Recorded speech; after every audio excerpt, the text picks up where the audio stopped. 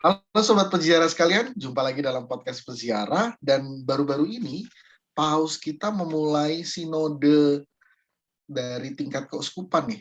Sinode tahun 2021 sampai 2023. Wah, panjang banget nih sinodenya.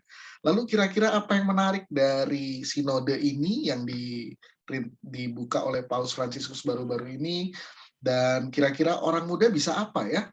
Mari kita bahas bersama dengan Agatha Lydia Natania, orang muda Katolik dari Keuskupan Bogor, dan juga anggota Badan Penasihat Orang Muda Internasional di Vatikan. Tapi sebelum mulai, mari kita buka dulu dengan tanda kemenangan kita. Dalam nama Bapa dan Putra dan Roh Kudus. Amin. Halo Agatha, jumpa lagi ya. Hai Kak Willem, apa kabar? Sehat-sehat nih. Akhirnya ketemu lagi. Tapi virtual, masih virtual. Baru pulang nih ya dari Roma ya. Iya, baru pulang dan baru keluar dari karantina. Oh iya, harus karantina ya. Karantina, jangan lupa harus karantina ya. Iya, supaya tidak jadi viral seperti Supaya yang lain. tidak jadi viral. Sebagai warga negara yang baik, jadi karantina ya. Oke, ya. Agatha, ini kan ke Roma kemarin, ke Vatikan dalam rangka pembukaan sinode ya. Lalu minggu lalu 17 Oktober di berbagai keuskupan di Indonesia juga dilakukan pembukaan sinode. Nah, kira-kira ini judulnya kan Sinode 2021 strip 2023. Itu kan kalau ngelihatnya wow, panjang sekali gitu. Kira-kira apa yang membuat sinode ini jadi cukup panjang, dan kira-kira kenapa Paus melakukan itu? Thank you, Kak Willem. Halo teman-teman, sobat peziarah semua, salam kenal. Aku Agatha. Dan tadi benar yang Kak Willem juga sampaikan, ini menjadi satu sejarah baru ya Kak, karena kayak baru pertama kali ini perangkaian sinode yang sangat panjang, dan nanti saya cerita sedikit kenapa ini menjadi sinode yang bersejarah dan menjadi meningkatkan antusiasme banyak orang. Nah, kenapa ini bisa sepanjang 2 tahun? Karena ada satu harapan Paus Fransiskus yang disampaikan di saat pembukaan sinode yang lalu. Satu kata, inklusif. Jadi bagaimana gereja Katolik itu ingin membukakan tangannya, membukakan pintunya lebar-lebar dan merangkul semua menjadi gereja yang inklusif. Makanya proses sinode yang mungkin biasa kita dengar sinode para uskup. Jadi hanya para uskup ya. Kali ini Kak Willem dan teman-teman, sinodenya itu mulai dari tingkat keuskupan. Jadi suara teman-teman, suara kita semua, itu akan didengarkan oleh gereja. Berangkat dari tingkat keuskupan atau diocesis, lalu nanti akan dikumpulkan ya dari tingkat negara, dikumpulkan jadi satu, sampai pada akhirnya 2023 baru akan diadakan sinode para uskup. Jadi itu Kak, kenapa jadi panjang ya? Karena nggak cuma satu kali aja, tapi dari berbagai negara, dari berbagai keuskupan, bayangin, itu pasti butuh proses yang panjang. Iya, jadi ada proses di level nasional, kemudian regional, dan akhirnya di level dunia ya, di Vatikan nanti. Nah, tapi kira-kira kalau pertanyaannya kenapa Paus melakukan itu, apakah memang gereja masih kurang inklusif atau gimana, Gat? Ini pandangan aku ya. Kalau pandangan aku, dan mungkin ini juga menjadi beberapa kekhawatiran banyak orang, itu karena kita selalu bilang gereja itu harus sinode, a synodal church.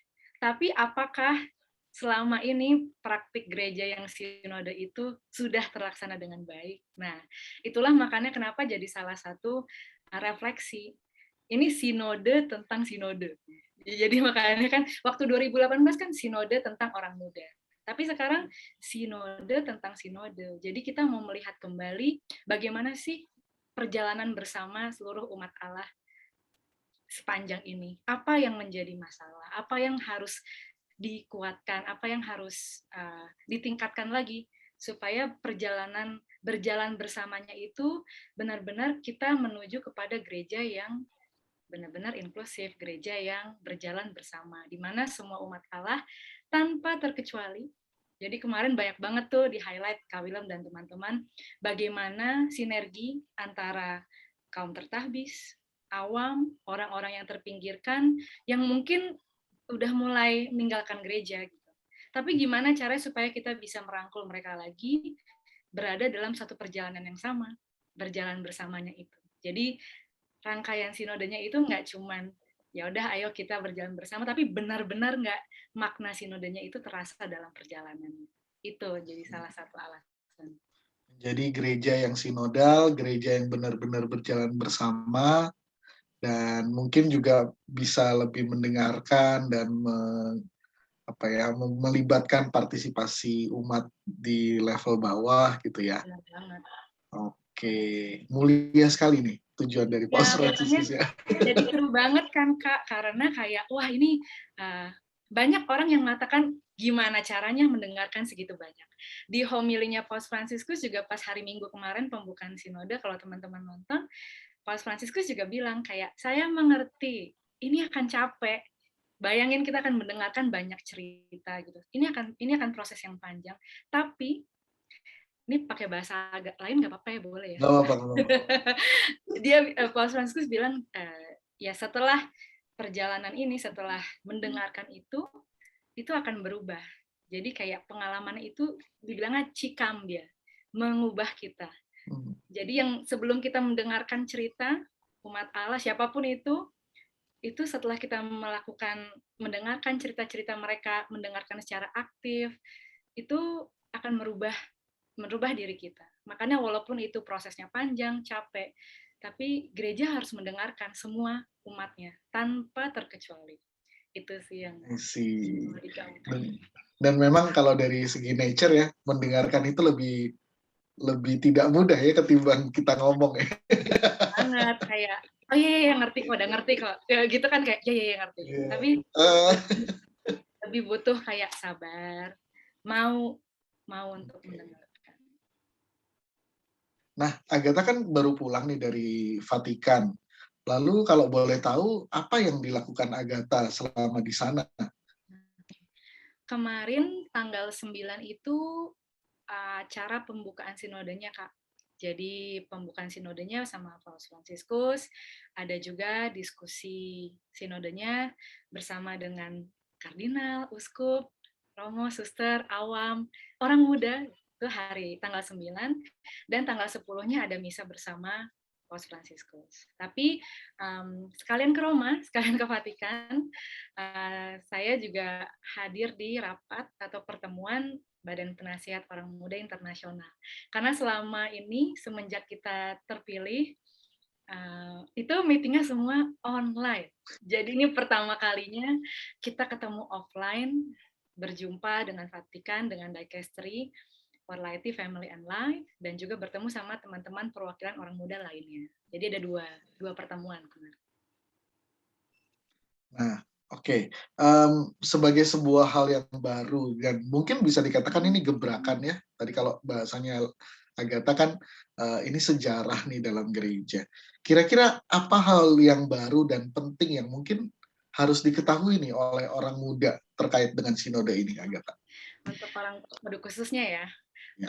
Mungkin salah satu yang menjadi perhatian adalah istilah sinodenya itu sendiri sih, Kak. Kita kadang mungkin kalau yang udah pernah dengar, udah pernah ikut sinode di Kuskupan mungkin udah nggak asing, tapi buat teman-teman orang muda mungkin asing kayak apa sih sinode. Nah, yang menjadi menarik adalah bagaimana kita bisa menerjemahkan sinode dalam bahasa yang orang mudah mengerti dan jadi paham kayak oh sinode itu berjalan bersama. Yang dimana isinya paus, uskup, kardinal, semua kaum tertahbis, orang awam, orang muda, semua yang terpinggirkan, semua lapisan di masyarakat itu, semua umat Allah, popolo di Dio, semua umat Allah itu bisa berjalan bersama. Berjalan bersama tadi yang Kak Willem juga udah sampaikan, saling mendengarkan, saling berbagi kisah gitu. Tapi nyatanya kadang orang muda ngerasa kayak buat apa? Orang saya punya pendapat atau saya mau berpartisipasi, saya malah dipinggirkan.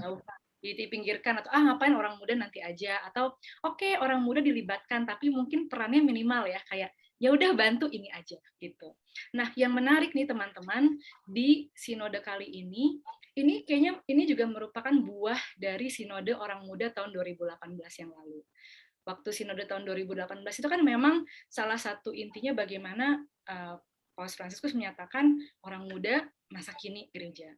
Orang muda protagonis. Dan itu terwujud dibentuknya Badan Penasihat Orang Muda Internasional. Kita bisa memberikan konsultasi, bisa memberikan usulan, pandangan orang muda kepada Vatikan, dan itu diwujudkan banyak sampai juga ke Paus Fransiskus. Itu udah kemajuan lagi. Satu lagi, di sinode ini yang bukan orang muda, tapi partisipasi orang muda tuh kerasa banget. Kemarin pas pembukaan, bayangin ya teman-teman, di saat di ruang sinode nih, yang membawa kitab suci waktu buat dibaca doa awal itu orang muda. Terus testimoni dari orang muda. Kita ikut dialog bersama kardinal, uskup, membahas tentang bagaimana sinode diimplementasi atau berjalan dilakukan di dalam gereja Katolik selama ini. Kapan lagi bisa dapat kesempatan untuk dialog ini? Satu lagi, orang muda itu benar-benar dilibatkan kemarin. Puji Tuhan, Kak Wilam, aku dapat kesempatan, aku ditunjuk dari Vatikan untuk pers conference, konferensi pers. Bayangin, yang konferensi pers satu uskup, satu profesor. Tiba-tiba aku remah-remah ini siapa aku gitu kan. Tapi ini menunjukkan bahwa benar-benar orang muda dilibatkan tadi di pembukaan sinode, dilibatkan konferensi pers loh, dilibatkan orang muda. Dan juga pas perayaan misa juga dilibatkan, perayaan Ekaristi pembukaan sinode. Benar-benar itu ini menjadi awal yang baik. Nah, penting bagi kita orang muda untuk terus menggaungkan nih. Jangan berhenti di sini nih, jangan berhenti di sini. Kita harus mengawal gitu ya. Kita harus selalu menyampaikan bahwa orang muda tuh punya inisiatif. Kita mau dilibatkan, tunjukkan bahwa kita mau dilibatkan. Yang kedua, kita terus-menerus menyampaikan kabar baik ini kalau keterlibatan atau partisipasi sinode itu gak akan warnanya kurang berwarna tanpa kehadiran juga orang muda. Makanya partisipasinya kita harapkan nggak cuma di level internasional, tapi di kuskupan-kuskupan juga dilibatkan. Artinya nggak cuma didengarkan doang dalam proses konsultasi, tapi benar-benar terlibat juga dalam menjalankan bagaimana nih pelaksanaan sinode sampai 2023 ini. Jadi Kak Wilam, ini PR besar kita nih. Kita gimana tetap harus supaya orang muda tuh partisipasinya tetap terwakilkan gitu sesuai dengan temanya sinode ya, tema sinode yang ini, persekutuan, partisipasi dan misi. Iya. Jadi orang muda bisa apa kalau di sinode ini? Pertama bisa terlibat, kedua bisa mengawal, ketiga bisa mengajak yang lain gitu ya. Jadi ikut menyuarakan juga gitu ya, nggak hanya sekedar oh ya ada sinode lalu kemudian ya sudah gitu ya, tapi justru menawarkan diri, melibatkan diri, atau bahkan kalau bisa ya ikut mengajak teman-teman yang lain buat terlibat gitu ya, dan kita sama-sama mengawal. Nah ini poin penting nih kalau menjawab judul episode ini kan, OMK bisa apa di sinode ini terjawab nih. Nah Agatha udah bicara tentang 3 kata kunci dari sinode 2021 sampai 2023 ini. Persekutuan, partisipasi, dan misi. Kira-kira kenapa ya 3 hal ini yang kemudian mengerucut menjadi subtema atau mungkin bahkan tema ya dari sinode kali ini, Agatha? Aku mau nunjukin satu buku dulu ya. Ini namanya, baca nggak ya? Vademecum. Oke. Ini adalah dokumen persiapan untuk pelaksanaan sinode. Teman-teman bisa baca. Nanti Kak Wilam aku kirimin. Bisa juga diunduh. Ini semua memuat kayak sebenarnya apa makna sinode tadi yang sempat saya sampaikan, itu baru cetek lah, baru dasar banget lah. Nanti makna terdalamnya, refleksi spiritualnya banyak terdapat di sini juga. Tapi kenapa 3 ini tadi, persekutuan, partisipasi, dan misi, itu dalam Vademecum udah dijelaskan bahwa 3 ini itu saling berhubungan, dan 3 ini adalah fondasi dasar dari gereja yang sinodal, Hmm. di mana kita bersekutu. Kita beda-beda, tapi kita dipersatukan sebagai orang Katolik Kita melalui beda-beda tapi bersekutu gitu ya. yes, melalui bersatu Oke. orang Katolik, tapi kita dipersatukan juga oleh Roh Kudus. Itu banyak kemarin refleksi tentang itu. Yang kedua, partisipasi. Ini tadi yang tentang inklusivitas. Ya. Banyak yang merasa, Paus Fransiskus juga bilang, saya ada jarak, kesannya ada jarak antara kaum tertahbis dan kaum awam. Nah, jarak ini tuh, tembok-tembok ini tuh harus dihilangkan. Gitu. Makanya harus lebih inklusif. Orang-orang yang mungkin terasa dipinggirkan, kaum-kaum yang mungkin, udahlah nggak usah diperhatikan. Itu justru kita harus ajak untuk dirangkul kembali. Orang-orang yang meninggalkan gereja. Jangan malah dia mah nggak peduli. Justru itu menjadi tugas kita untuk bisa merangkul mereka kembali ke gereja yang terbuka dan berjalan bersama serta berkolaborasi. Makanya satu pesan lagi Kak Willem yang aku pengen ajak teman-teman adalah kadang kita mungkin segen ya mau kolaborasi sama Romo, suster, Bapak Uskup gitu, kayak segen gitu.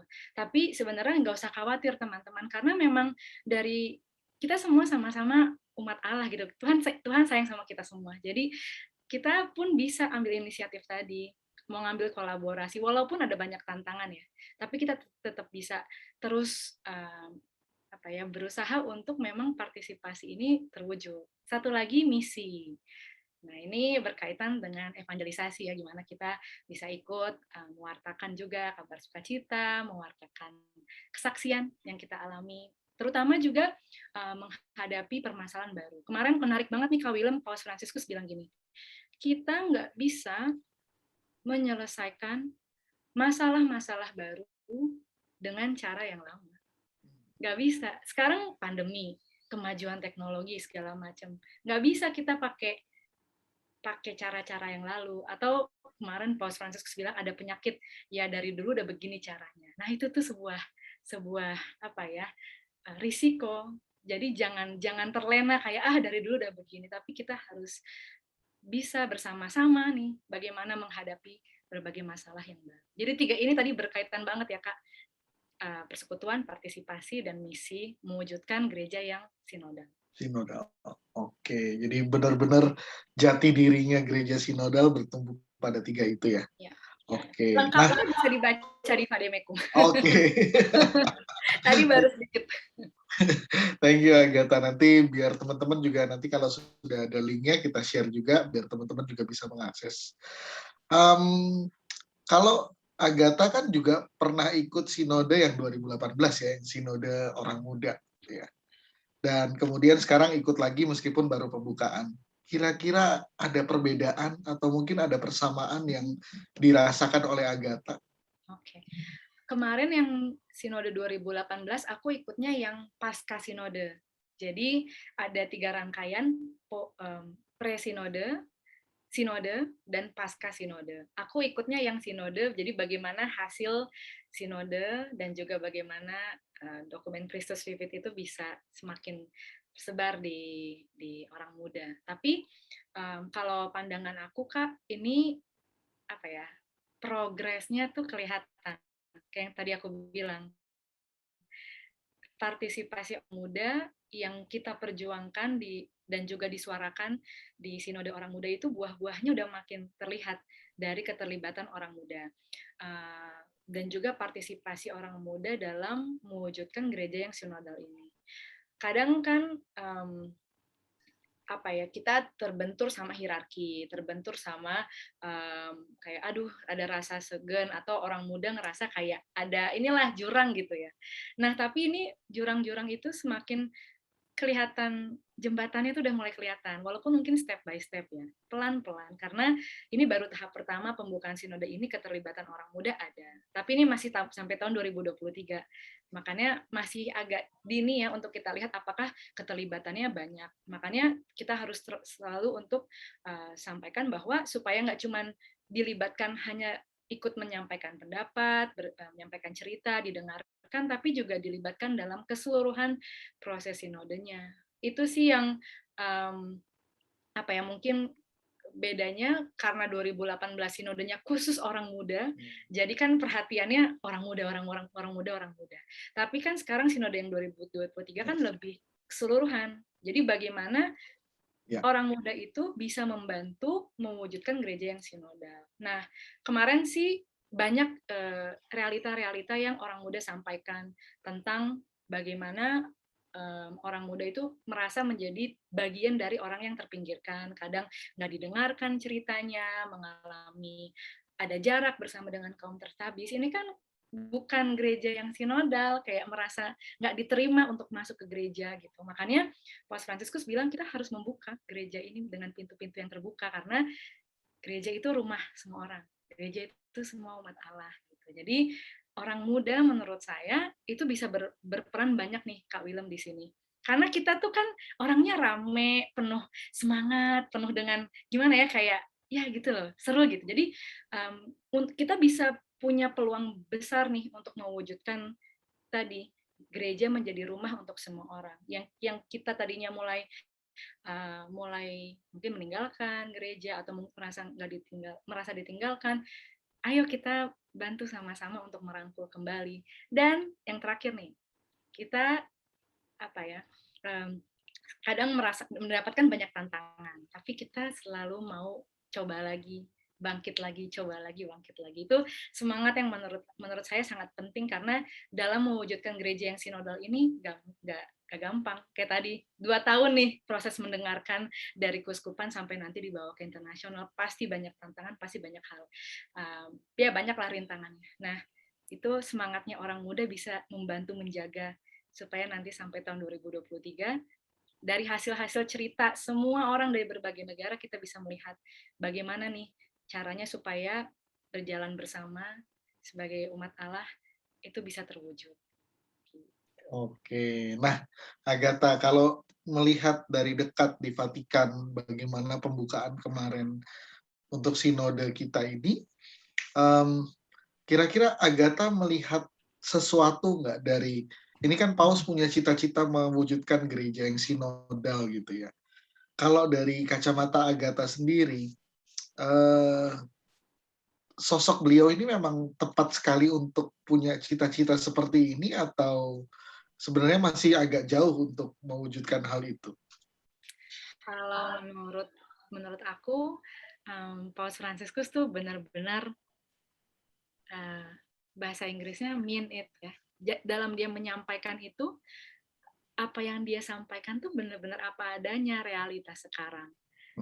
Jadi dia kayak tadi misalnya, banyak loh jurang-jurang antara kaum tertabis dengan awam gitu. Dia menyampaikan kegelisahan, kekhawatirannya, dan cita-citanya Paus Fransiskus kan supaya itu kita bersama-sama tuh mengatasi itu. Dan itu tuh diulang terus. Ketika Paus menyampaikan dalam homili, dalam pembukaan sinode, itu pesannya benar-benar itu relatable, Kak. Benar-benar terjadi gitu loh. Makanya menurut saya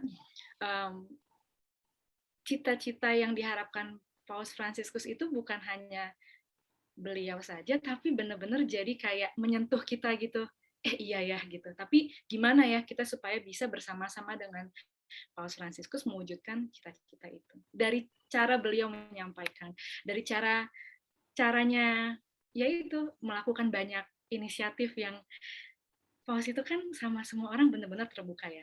Kadang kalau aku lihat ya, kebetulan udah pernah beberapa kali ketemu beliau, ngelihat kadang tuh nggak pakai kawalan, ketemu sama semua orang, menunjukkan bahwa dia terbuka kepada ketemu semua orang, ketemu dengan migran, ketemu dengan orang-orang yang terlantar, ketemu dengan orang-orang yang mungkin dijauhkan gitu, tapi juga dia ketemu dengan orang-orang penting, itu dia juga terbuka. Nah ini menunjukkan apa yang tadi dia bilang, gereja itu harus dengan pintu-pintu yang terbuka, dan Paus Fransiskus mewujudkan dan menjalankannya itu. Jadi membuat kita jadi punya sosok yang, oh ya seperti ini ya, yang terbuka, yang mau menerima, merangkul semua orang. Dan kalau aku merasa jadi mau ikut bagian dari upaya Paus Fransiskus ini untuk membuka diri, mau mendengarkan, dan mau berjalan bersama dengan yang lain. Itu sih Kak. Susah dijelaskan dengan kata-kata karena gimana ya, Kak Willem kan juga udah pernah ketemu, jadi kayak tahu kan kayak gimana gitu. dari gesturnya, dari cara dia bicara, semuanya tuh memang menunjukkan Kalau semangat dan buat cita-cita orang itu. muda apalagi ya, jadi Iya. misalnya lagi jalan gitu ya, terus kita kan biasa heboh ya kayak Mas Franciscus gitu, terus dia langsung kayak jadi kayak sama orang muda juga dia kayak sangat welcome gitu, sama orang yang pingin salaman, pingin apa semua, walaupun mungkin capek, mungkin lagi nggak enak badan, tapi bener-bener mau gitu loh ketemu sama kita semua. Jadi keren banget sih paus kita. Jadi Banget. memang cocok ya ketika beliau punya cita-cita mewujudkan gereja sinodal dengan profil beliau yang merangkul, terbuka gitu ya. Oke, so terakhir Agatha, ada pesan khusus mungkin buat teman-teman orang muda yang mungkin nanti akan mendengarkan podcast peziarah ini terkait dengan sinode kita.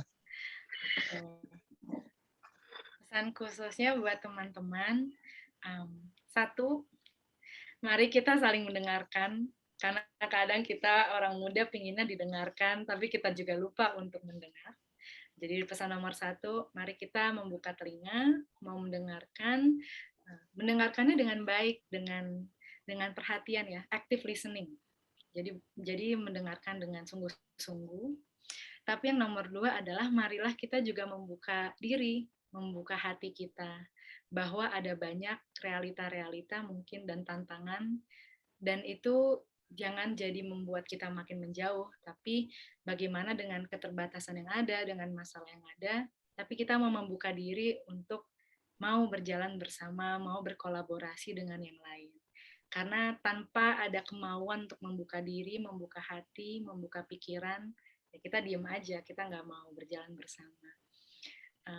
Terus yang ketiga, jangan lupa untuk ambil inisiatif, karena orang muda terkenal dengan semangatnya, dengan upayanya yang terus-menerus, dan untuk mewujudkan gereja yang sinodal ini, di mana diharapkan partisipasi umat Allah semakin dilibatkan, gereja yang inklusif, orang muda bisa banyak bantu di sana untuk memastikan bahwa dan juga ikut mewujudkan supaya benar-benar semua orang itu punya kesempatan yang sama untuk didengarkan.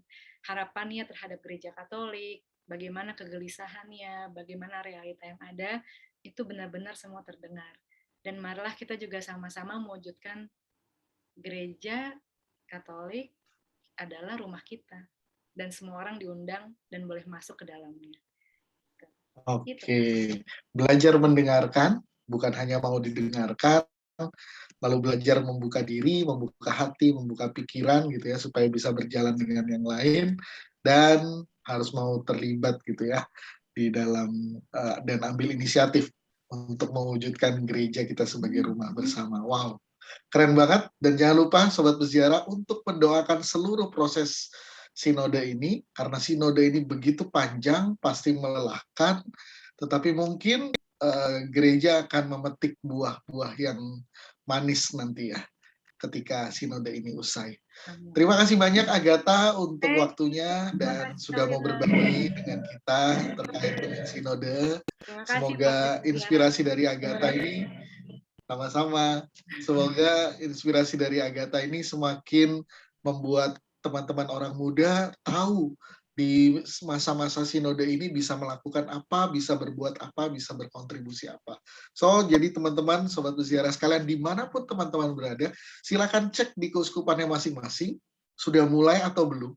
Lalu kira-kira kalau sudah mulai, apa yang bisa dilibatkan diri teman-teman gitu ya, dalam proses ini, ambil inisiatif, lalu juga terlibat di dalam seluruh rangkaian proses sehingga semua kita bisa mewujudkan gereja yang sinodal tadi.